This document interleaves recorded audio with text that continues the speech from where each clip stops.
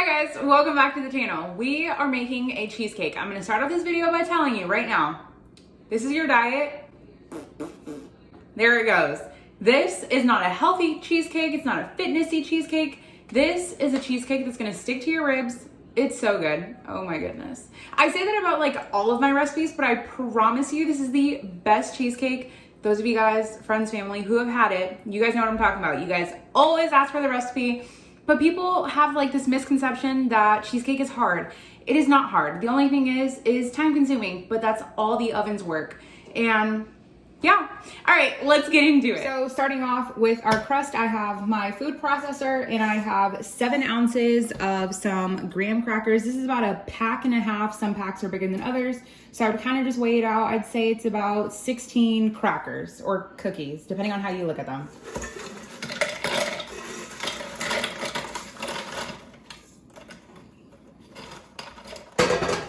Now to this, we're gonna add our butter. I have 5 tablespoons of some melted butter. Now this could be the step where you would add a tablespoon of sugar, but I really don't think it needs it. You'll see some crust recipes that call for it, but I feel like you're gonna have so much sugar with everything else, and from the cookies, you don't need it. So we're just gonna add our lid. Okay. When your lid goes on correctly, then you're gonna wanna pulse it until it looks like wet sand, probably 15-20 seconds.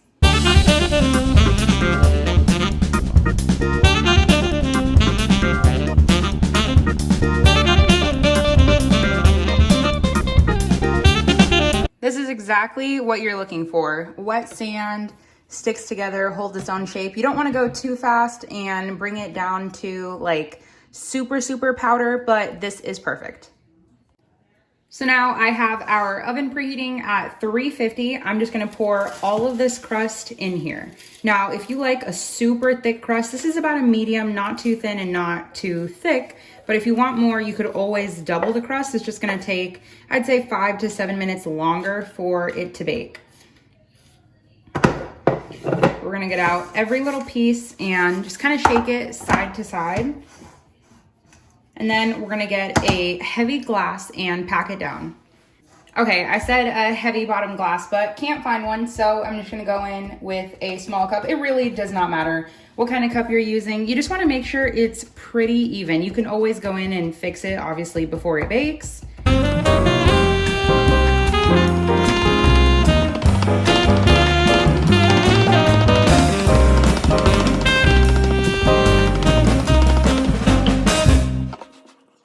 Now, it's always gonna be a little hard to get the outside little corners, or I guess the circle and has no corners, but the little perimeter, just because the glass can't reach. So, of course, with clean hands, just go around the side with your finger and just kind of press it down. Now, like I said about making more crust, if you wanted to go up around the sides, you could. I just personally think it's way too hard. So this is gonna be perfect. Now, I'm gonna put this on a metal sheet tray and we're gonna throw it in the oven at 350 for 10 to 12 minutes.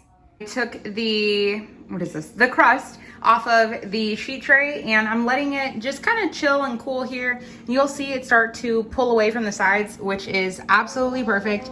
And the crust is still pretty tender and soft, so don't try to like jam your finger in there and expect it to be rock hard. Obviously, once you put the cheesecake filling, it's gonna cook for almost another 2 hours, so it's perfect. So in the base of my stand mixer, you could absolutely do this by hand, but why do it when you have a stand mixer? I have 32 ounces of cream cheese. Now, it's a lot of cream cheese, but this makes a super rich and super like gigantic cheesecake. Now, my cheesecake is softened to room temperature, but it's still somewhat semi-hard, and that's completely fine. It's cold, so it's all right. Now to the cream cheese, we're gonna add 2 cups of white sugar. You do not have to sift it at all, but since I live in a place that's hot, my sugar tends to crystallize a lot. So just to make sure I don't get any lumps, just going to sift it, and then for the little bigger chunks, just pour it all in. And the second cup.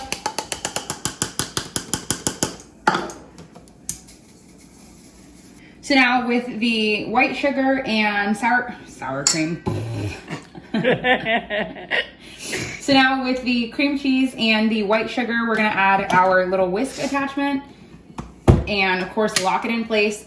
And we're gonna wanna bring it together until it's nice and creamy, almost like frosting, give or take, depending on how soft your cream cheese is, might take 45 seconds or it might take 2 to 3 minutes.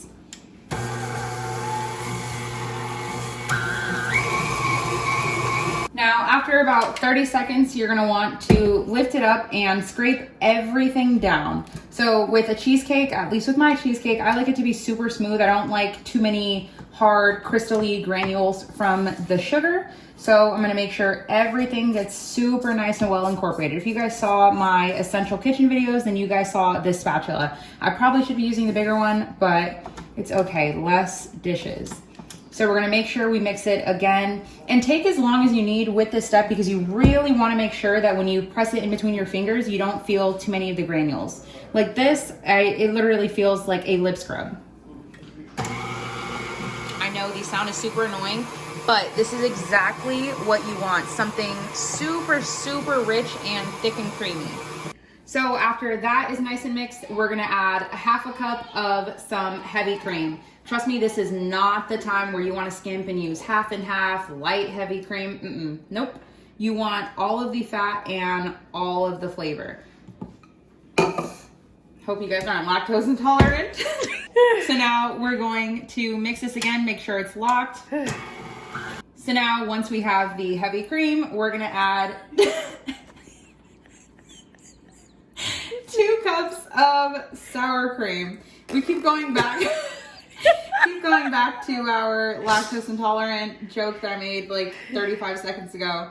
So we're gonna scrape all of that in. Clearly, your girl's not left-handed, so all right, I'm doing the best I can. Then we're also gonna mix that in. For the 12th time, we're gonna mix all of this. See, this is why you really want a stand mixer or even a hand mixer. This is a lot to be mixing by hand, but this is the first way I made it.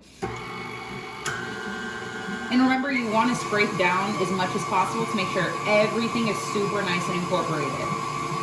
So now to all of this, we want to add 5 tablespoons of flour. That's also 1/4 of a cup plus 1 tablespoon. This is going to give your cheesecake some stability. Without it, trust me, it's just a big pool of mess. Damn, how many was that? I think that was 3. Yeah, okay. Then we're gonna do 1 more. See, this is the joy of recording. I could go back and see how many I did. Okay, so now with 5, we're gonna mix that again. Before we finish with all of the mixing, going to just make sure everything is super well incorporated, especially in the middle of your mixer. Then I'm gonna add some vanilla bean paste. This, you could also use vanilla extract. This is just what I have.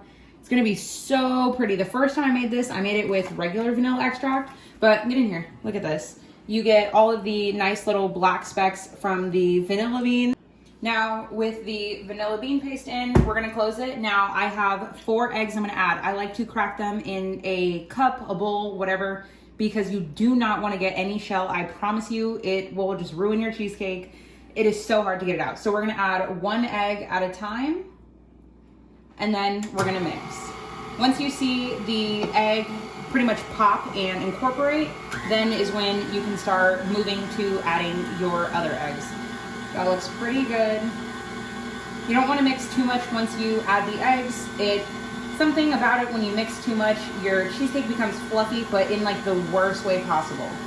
We're gonna go in with the last one, wait for that to pop and incorporate, and add the last one. That's perfect. Now we're gonna go in with our little silicone spatula here and work in all the rest. So now I got a gigantic piece of aluminum foil, probably 1.5 by 1.5 feet. I'm gonna angle it on our, what is this, sheet tray. And then we're going to wrap this aluminum pan in the foil because we're gonna make a water bath.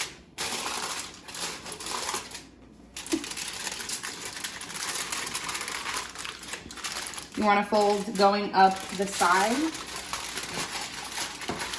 This does not have to be perfect, but you want to create somewhat of a little barrier so water does not seep into your pan, because no matter how good your pan is, water always seems to find its way in.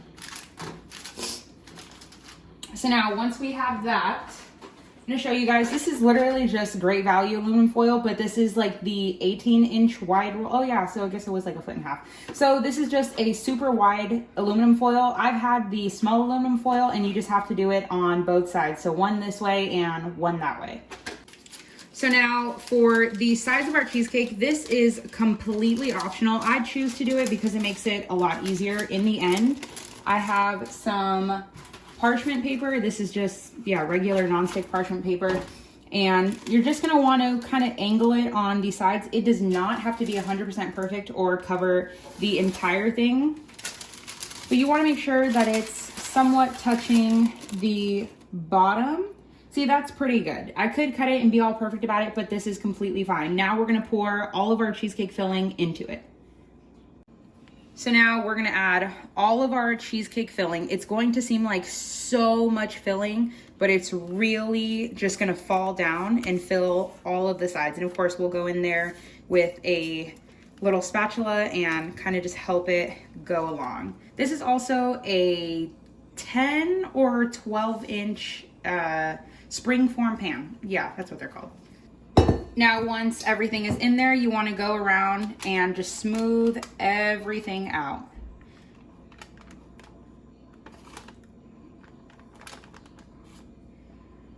You don't have to be super like perfect and precise when it comes down to the top, but you want to make sure it's roughly even. So now that we have all of this done, our sheet trays here, this gives us stability, but we also need it for our bain-marie. A bain-marie, it just means when you're cooking something almost in like a water bath surrounding, because that's what gives your cheesecake moisture, doesn't prevent it, or it helps prevent it from burning. But what I will tell you is I don't have a pan that's big enough to hold this besides a sheet tray, so I have to fill this with water. But the easiest way to do that is to have your measuring cup with water and bring that to the oven rather than filling this up and risk it falling. So we're gonna put this in the oven first, and then I'm going to fill this pan with water, making sure that I don't get any water into the cheesecake or into the silver aluminum foil here. Oven, we're going to add the water in here. Trust me, it is so much easier to do it like this than it is. Oh, okay, now I'm gonna need a little bit more water. I want it to be almost an inch above the pan, not above the pan, but aligning with the pan. So there is no exact measurement to the water, but the water, as long as you have it, is what's important.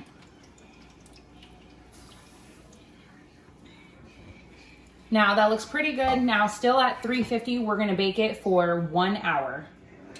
So it's now been an hour in our oven. Now I'm gonna tell you, the secret to not getting your cheesecake to crack, to break, to separate is leaving it in there for another hour. So our water level is looking pretty good. I will check on it in about 30-ish minutes, but it looks perfect. So it was baking at 350 for an hour. Now, I'm gonna turn the oven off, but leave it in there for 1 hour. Don't touch it. Trust me, don't touch it. So it's been an hour later that it has cooled. I just trimmed the little parchment paper on the sides just to make it easier. I'm gonna cover this with foil. Why did I say with foil? With foil or cling wrap, and throw it in the fridge for at least 4 to 6 hours, preferably overnight. So I will see you guys in the morning. The cheesecake has been cooling in the refrigerator for about 12 to like 15 hours, and it cracked. This is actually the first time it's ever happened to me, but I realized my mistake compared to the last time.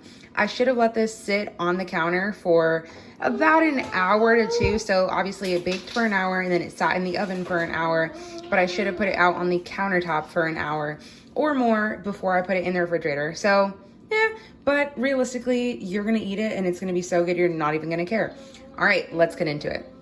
So now the springform pan is super easy. It has this little like buckle thing on the side, and you just lift it up very gently. Of course, there will be like some cheesecake on the corner, and that's fine.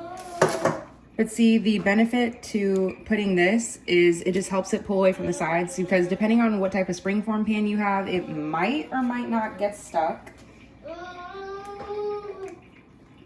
And it's kind of cool because you end up with like these little bumpy ridges on the side.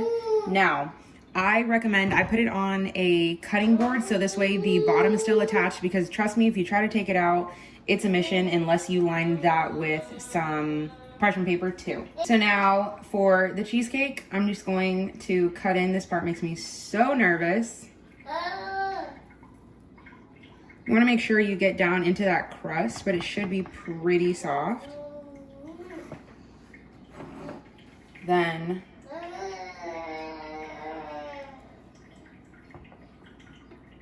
they say you should clean it after each swipe, but I think that's fine.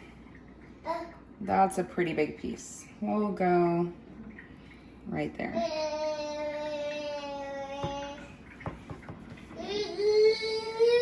And then you can either use your knife or a spatula. I think I'm gonna grab a smaller knife. So now, it's kind of hard to get like the perfect, picture perfect slice, but I'm telling you, once you taste this, you are not gonna care. I've already taken little samples. It is so incredibly good.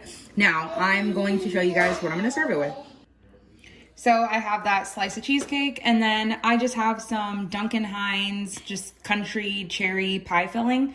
So this will be really good. You could go all out and make your own, but I mean, you spent so much time doing all the rest of this work. Why would you want to make all of this? I'm personally a fan more of like the jelly, not really the actual strawberries. Did I just say strawberries? These are cherries. We'll do one more. And that is absolutely it. So good.